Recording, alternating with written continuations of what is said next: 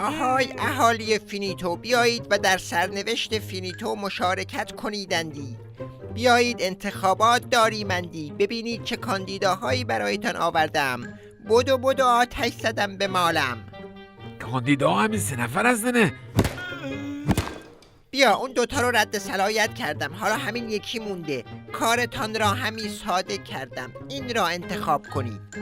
اینا را که خودت انتخاب کردی، ما دیگه چه بگیم لاکردار؟ شما هیچی نگید، شما بیایید و به همین که من انتخاب کرده ام رأی بدهید تا همه ببینند که در فینیتو حرف کت خداست و کت خدا هر غلطی بخواهد میکنندی. من اصلا غلط کردم کاندید شدم.